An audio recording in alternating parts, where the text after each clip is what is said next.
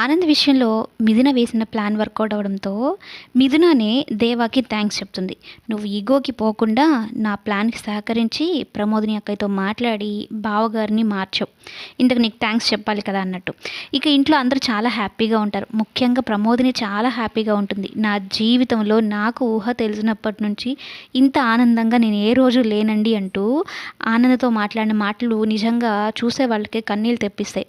ఎంత రియలిస్టిక్గా తన బాధని ఎక్స్ప్రెస్ చేస్తుందో ఆనంద్తో, అలాగే తన ఆనందాన్ని కూడా చాలా క్లియర్గా కళ్ళకు కట్టినట్టు చూపిస్తుంది అనమాట. చాలా ఈ క్యారెక్టర్ అయితే చాలా జెన్యూన్గా అన్నట్టు అనిపిస్తూ ఉంటుంది. ఇక ఆనంద్ కూడా ఏంటి, ఇంకెప్పుడు మిమ్మల్ని నేను బాధ పెట్టను, నా కూతురు కోసం, నీ కోసం, మా అమ్మ నాన్నలకు అండగా ఉండడం కోసం నేను కష్టపడి పనిచేస్తానని చెప్పి జాబ్కి అయితే వెళ్ళాలని నిర్ణయించుకుంటాడు. అలాగే జాబ్కి బయలుదేరుతాడనమాట. అమ్మ నాన్న ఆశీర్వాదం తీసుకొని మరీ బయలుదేరుతూ నేను మీకు ఇంక అండగా ఉంటాను నాన్న, మీరు మెచ్చే కొడుకుగా ఉంటాను నాన్న అని చెప్పి బయలుదేరుతాడు. ఇక ఆ సీన్ చూసిన మిథున దేవాలు అయితే చాలా ఫుల్ హ్యాపీ అనమాట.